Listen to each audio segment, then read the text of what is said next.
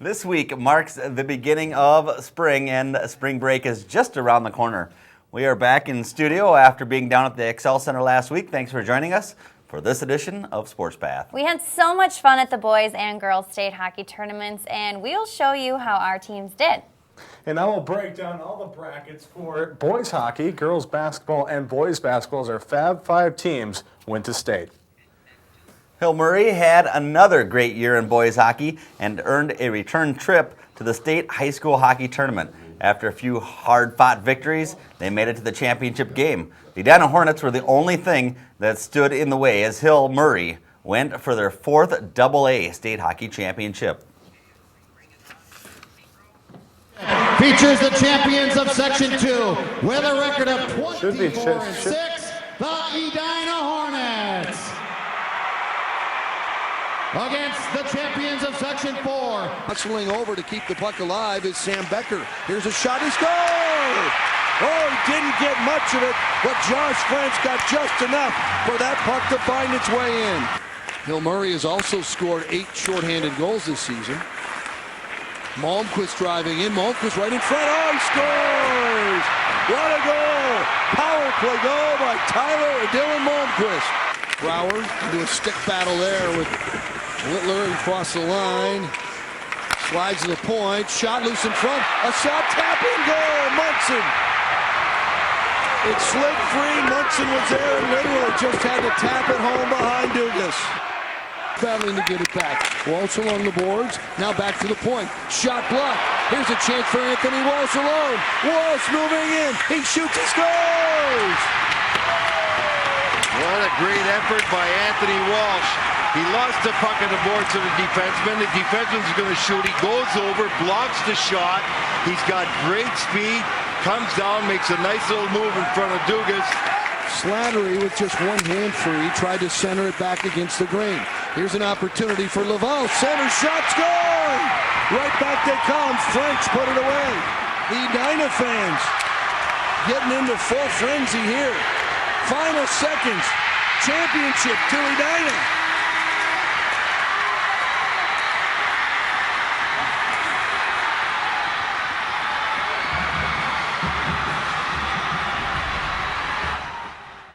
So the Pioneers come up just short, got some cake by the way, but they did reach the finals for the 11th time since 1980. Here's the Class 2A state hockey bracket. You see, watch Edina here. They beat Lakeville North 9-3. Here's Hill Murray 6-3 over ECU in the quarterfinals. They'd move on to play Wayzata, who beat Centennial in overtime. As we move to the semifinals there, where Wayzata and Hill Murray had a close game. It was 1-0 after 2. Hill Murray came back, scored 2 goals in the third period. Remember that as we move to the finals here.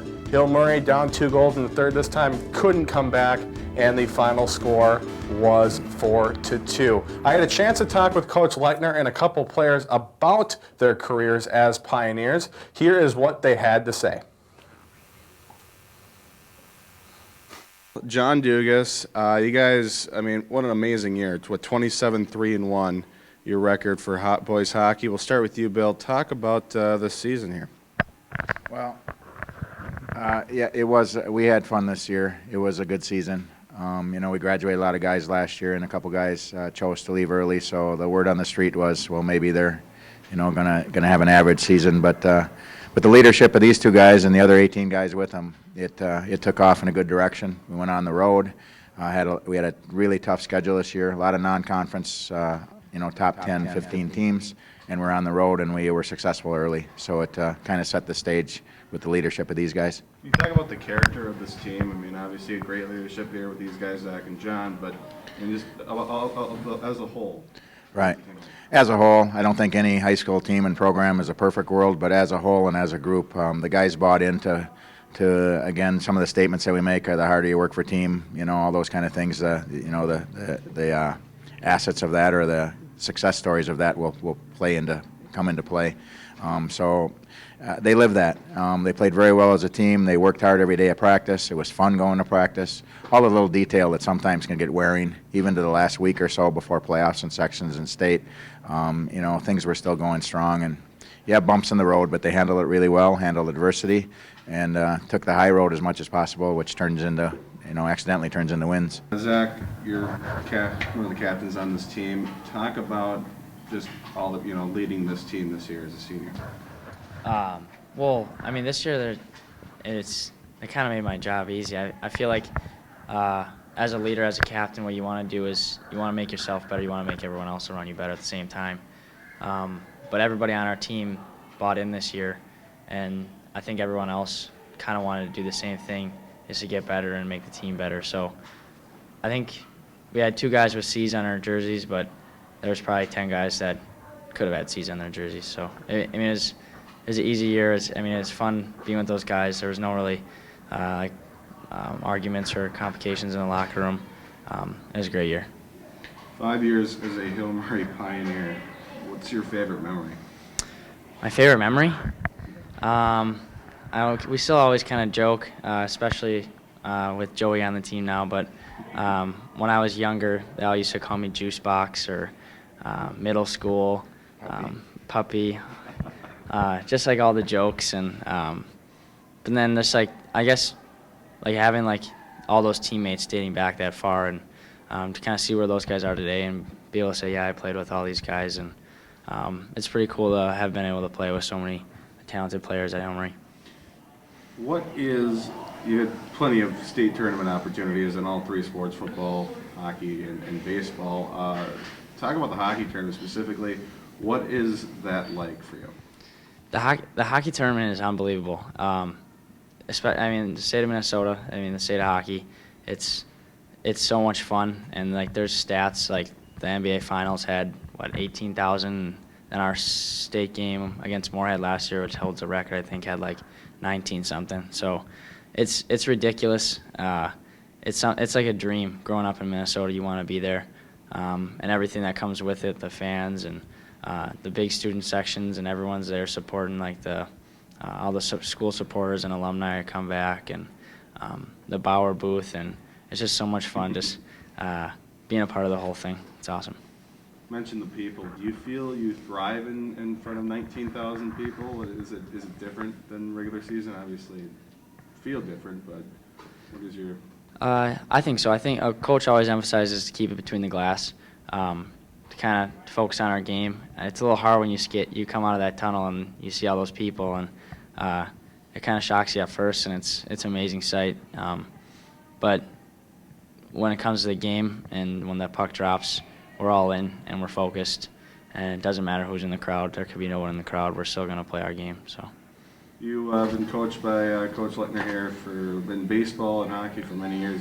Talk about your coach. Coach, well, I don't know. I think I throw some jokes out there and I make him lose a little bit more hair day to day. It's working. But it's been an amazing experience, and Hill Murray and Coach Lettner have provided me with so many opportunities to succeed in my athletic career that it's really made it easy for me to get my name out there, and he's helped me so much with just with the small things about the game, and he's kind of turned me into not just the player, but also a person I am today. You started here as an 8th grader on the hockey team. Now you're a senior here. What advice over the years have you learned that you can give to underclassmen, or have you already given to underclassmen? Something is that Hill Murray provides you with so many opportunities to succeed, like I said, and that you should just take advantage of them and just use what Hill Murray provides and what it gives you. And that's not just in athletics. It's also in the school environment with all the peer tutors and peer listeners and all the teachers that are willing to help. It's just an awesome environment. So. Yeah, we'll talk to John now, and John, 2 state championship games, amazing numbers. How would you describe your time here as a Pioneer? Oh, it's been a lot of fun. I got to play actually played in 3 state tournaments. I got a couple minutes my freshman year, and then being 2 state championships. You play in front of 20,000 or close to 20,000 people 6 times. Not many guys get to say they do that, and so I think it was really special and something I'll remember the rest of my life. Can you think about maybe a favorite game or series of games that you had, that stand out? Well, I think definitely getting a little revenge at Benilde this year was a little bit fun. And then there's so many fun games. Like whenever we play St. Thomas, the crowds are roaring, and like rivalry games when you play White Bear, and like so many great arenas you play into, like the Coliseum, the XL, and so there's a lot of them. What was your favorite part of playing high school hockey? Was it, like, between the crowds, playing in front of your family, friends? What was your favorite? I think it's just the atmosphere, like being with all your friends. I mean, you're never going to get that back again, so you just try and enjoy it as much as you can, because like I've known a lot of these guys since I was little, and just to share that experience with them is really a lot of fun. So. Hill Murray always, over the years, has always seemed to have some top-notch goaltenders, Joe Philippi, Tim Shaughnessy. Where do you see yourself with all those guys? Oh, I don't really. That's a tough question to say. I mean, I didn't really try and be those guys, because those guys are special in their own way, and I just tried to be the best that I could and do what I could control. So I think wherever I stand amongst them is fine with me. So I just tried to do my best. And you look at somebody who's going to be replacing you as you move on. Have you been looking at that and maybe looking to help at all in that? Yeah, definitely. I think all the goalies in our program, I think we had 2 backups on varsity this year, and then we had 2 JV goalies who were quality too. So I think just like in captain's practice, or if the JV guys got pulled up, or just in any given drill, like I try and give them advice and stuff. So I think kind of take some guys under my wing a little bit, because I know it was nice when I had that for me when I was younger. We'll talk to Coach here really quickly. Coach, it only happens every few years or so when you have to change goalies, because you have tenured goalies like John. What is that process like? Well, sitting here before you today and listening to these guys, and again, they're great human beings. They're great kids, young men, besides being good athletes and very good athletes and hockey players.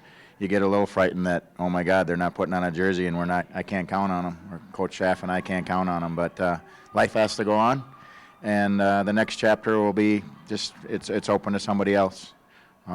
It'll be up to those guys. There's probably 5-6 goalies in our school here that want to wear the jersey and take a lot of the minutes that Doogie got, and a lot of forwards on JV that want to take the minutes that Zach has gotten in the last few years. So. It's just I'm not going to worry about it today. It's baseball season, but it'll be on our mind again this summer, and we'll start the process and give everybody a fair chance, and hopefully we can replace and move on. We won't replace the individuals, but we got to replace the jersey and move on. Well, you got the baseball coat on here. Already talking about it. Looking forward to seeing you and Zach out there in the field, and it should be fun. Amazing. What first day of practice? You got snow on the ground still. Right. Well, as we're talking right now, I'm looking out the window at a gentleman with the snowblower on the sidewalk. But yeah, baseball starts today, and it'll be fun and in a whole nother environment, and a lot of stress for the young guys trying out. We got like 65 guys for about 45 spots. So go through this week, and then hope the snow melts and get going again. Well, thanks a lot, Coach Bill Lechner, Zach Lavelle, and John Dugas. Thanks for having us. Appreciate it. Thank you so much to Coach Lechner, Zach Lavelle, and John Dugas for sitting down with TV19's Zach. Yeah, the girls and boys both make it to the finals in Hill Murray hockey, and both come up just a little bit short. What do you do? Got next year. Always next year. Let's go ahead and throw it to Zach. Let's talk about some basketball. What's going on, Zach? Thanks a lot, Jamie. We begin with Section 4, 3A, boys basketball. You see St. Paul Johnson, number 8. South St. Paul, number 8. So you take it on Johnson, number 1. And, these quarterfinals, usually they're one-sided, and they work, except for a surprising showing by Harding, who took Highland Park to a 77-71 score. Hill Murray's right there. They fell in the quarterfinals immediately. We move on. St. Johnson advances along with St. Paul Central, and a couple of St. Paul teams going at it in the section final. As you see, St. Paul Central and St. Paul Johnson. Johnson wins 58-46. Let's move on to Section 4, 4A now. You're going to see here's White Bear Lake, here's North St. Paul, here's Tartan, and here's Montemedi. And you can see Montemedi advances. They beat Tartan, and Stillwater takes White Bear Lake out right away. Montemedi playing against Woodbury. Woodbury taking a high-scoring game, by the way, 91-85. Woodbury would advance. They'd play Stillwater, and then they'd beat Stillwater in the section final. They'd go to state. So congratulations to the Woodbury Royals. Well, the Section 4 3A girls basketball tournament was exciting as ever. This year was featuring some very close games that came down to the final moments of regulation. But regulation wasn't enough for the section final between Hill-Murray and Simley, and as you will see in these highlights from March 7th, this game was a barn burner. Welcome to Washington High School. It's actually middle school. We're here for the Section 4 AA final. These two teams know each other very well. Here's a long three on the way, and it's good. Keep an eye on her. For three. No. Rebound inside. Put up and in by Caitlin Langer. It's a 3-2 game. A lot of length to her. Inside, flipped up and good. Langer gets her basket. Inside, outside. Game 3 on the way. Out the glass. Did she call that? To the other Schwartz. Pass inside, nearly broken up. Here's a jumper, and it's good. Lindahl works it over. Schwartz drives in, and she lays it up and in. Savino from the wing, up and good. She shoots with a lot of arc, doesn't she? Yeah, she does. And she's pushing it up. Schwartz goes inside. Turn around by Schwartz, and Ellie gets the basket. Savino gets the rebound, goes right back inside. Nice look, nice pass. Sophie Schwartz with the basket this time. The Schwartz sisters getting it done. A win so far this year by 2 points and a win by 4 points, and they're up by 3 points at halftime. When she looked inside, there's 3 players and hands it off. That shot no good. That shot thrown against the backboard, and that one goes. I think the height of Simley is really affecting Langer inside. Quick little pull-up jumper by Savino. Has nothing. Doolittle just came into the game. Turn around, hook shot, good.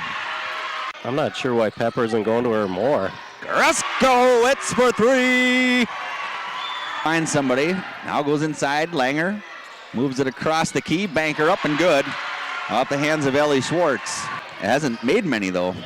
Now down low. Langer up off the glass is good. Gets her own rebound. Hands it off to Greskowitz. Greskowitz dribbles to her left, shoots it up and hits it. That's a 2. Unless they're thinking about a 3. Here's a 3 on the way. Good! 3 seconds left. Shot goes up. It's going to be well short. Knocked away. Simley picks it up. Time expires. And we have overtime.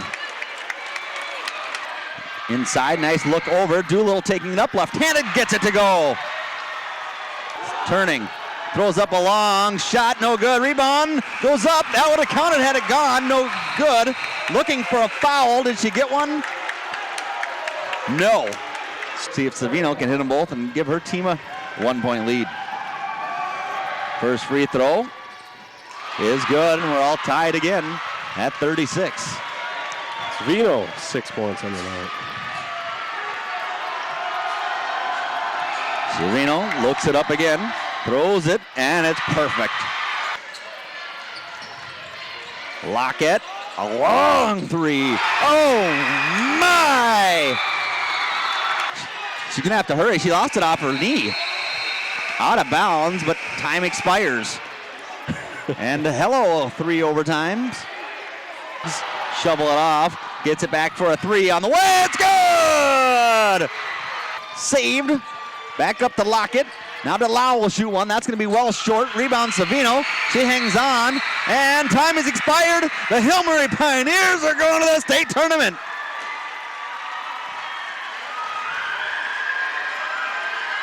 But the old cliche comes back to haunt. There's a reason that's around.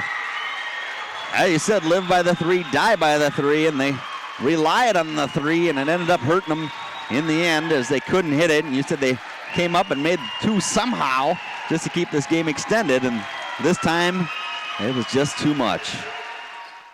By the way, shout out to Jesse Stanga and the Town Square television crew for that game. Here is how the final Section 3A bracket looks. Here, take a look at Simley and Hill-Murray. Hill-Murray, Highland Park, 78-15. We're going to look at that game hopefully in a second here as we move forward on the semifinals. And you can see Hill-Murray, Como Park, 49-45, and Simley, 61-34. And then in the final, Hill-Murray beats Simley, 44-40, as you just saw. For 4A, here is what we have, as we will actually take a look at it now. Montemaid, Woodbury, here's White Bear Lake, here's Tartan, and there's North St. Paul. And you see, moving on, we move forward here, White Bear Lake taking on Woodbury. Woodbury coming out of that, along with St. Paul Central, and Central would beat Woodbury in the final 58-47. Hill Murray fell to number 1 seed Richfield in the state quarterfinal 54-35 after the game.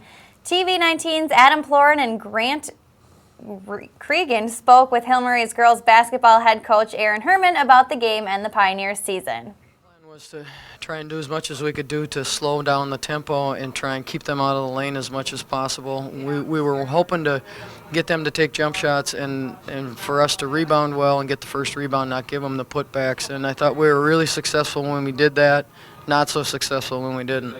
Like you were saying, when you started the season, you've come a long way, and I agree with that. You know, we've been covering you all season, and you definitely have come a long way. And when you come into a game that's going to be tough like this, and the game plan's not working, how did you change your strategy throughout the game?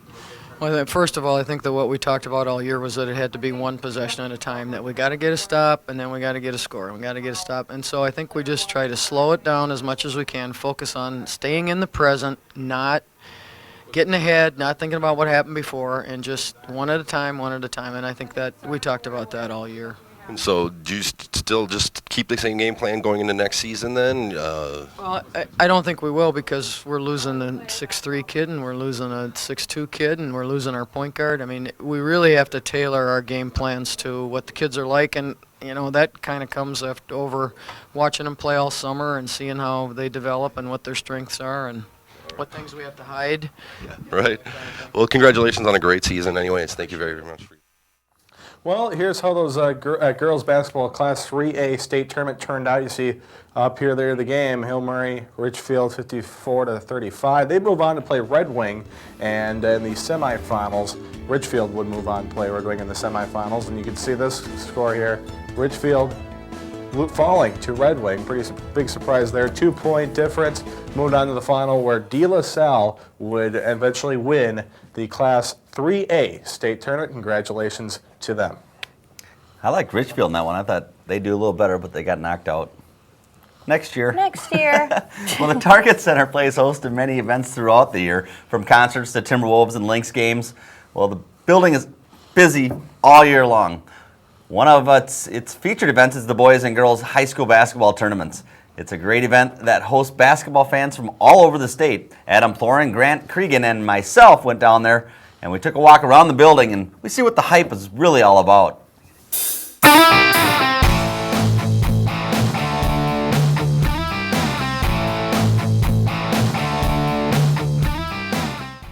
Okay, we're outside Target Center. We're just about to go in and start checking things out. Once you come in, we'll take a little tour. Let's go.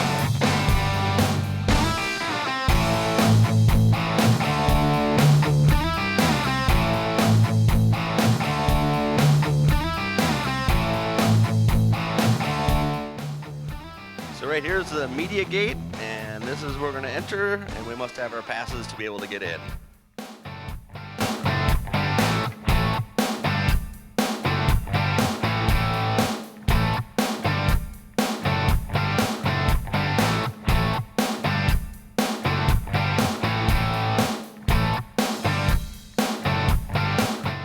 Girls basketball action is going on right now, and we want to show you what it's like inside Target Center as the girls prepare and get ready for their big game. We are now courtside of Target Center, and if you come on out, let's go on in and take a look around and see what the sights are that you would see if you were a player entering the court.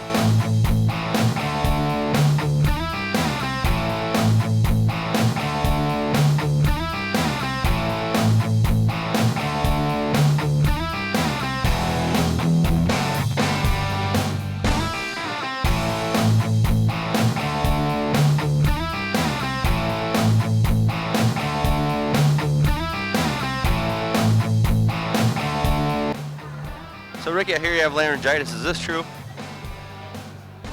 I guess it is.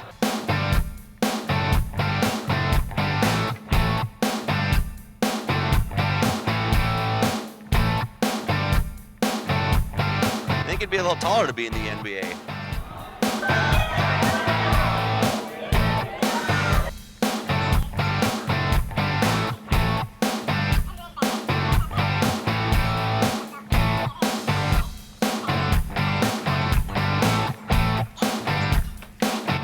you enjoyed the sights and sounds of Target Center and everything that goes on during these basketball tournaments. It's always a fun time. And hopefully one day your team will be down here so you can enjoy and see everything that we just saw on your own. Thanks a lot. Over the weekend, I played my last hockey game at the Minnesota Hockey Junior Gold A State Tournament. After covering high school sports here at the station for 5 years and seeing many seniors in tears, realizing that they just played their last game, it was my turn to say goodbye to a sport that I loved and played over the last 12 winters of my life. For me and so many other athletes, we know that none of our success and fun came without the help and support of so many people. We can't thank our coaches enough for teaching us how to play the sport. We can't thank our teammates enough for supporting us through the tough practices, and our friends for showing up to our games and cheering us on. While coaches, teammates, and friends help in many important ways, nobody plays more of a role in an athlete's success than their family. My mom, Kathy, was my #1 fan through the years and made it to every game she possibly could. My dad is my hero and was my hockey coach for more than 4 years. He taught me more than just how to skate, shoot, and pass. He taught me character and respect for the game and the responsibility that being a teammate holds. My brother Thomas was tied with my mom in the biggest fan category and was instrumental in letting the referees know when they were wrong. We must never forget the sacrifices that families make every day for student athletes to play the sport we love. Family and community is what makes high school sports so special, and if you think about it, that is really all high school sports is about, family and community. In closing, thank you to every coach, teammate, friend, and family member that has helped me and every other high school athlete get to where we are today. Thank you. Well, thanks, Zach. How did your team end up doing? Well, we ended up losing the consolation game, but we actually lost in the quarterfinal to the eventual state champion, Minnetonka. So congratulations to them. They were easily the best team in the state, and it was a lot of fun, and it just kind of unfortunate that has to end. But sad that it's over. Well, Minnetonka had a good season. The girls win it all, and then the junior gold, they win it all. Yeah, definitely a great time for the Skippers. Well, actually, the junior gold team's known as the Warriors, but yeah, it was a lot of fun, and well, we'll see. Maybe we'll coach in the future. Who knows? All right. Well, the NCAA men's basketball is going on, all the colleges, and let's get our picks in, guys. I'm going with Louisville. I'm going to go with Minnesota. Why not? I'll go Big Ten, Wisconsin. So. Wisconsin, Louisville, and Minnesota. So 2 Big Ten teams. Follow us on Facebook and Twitter. We'll see who wins, and we'll talk a little. Go ahead and talk a little smack on there to us. Let's see who you're picking. Be sure to tune in to our next show as we get the spring sports season started. I'm Tim Peterson. I'm Jami Dustin. And I'm Zach Halverson. And that's your Sports Path.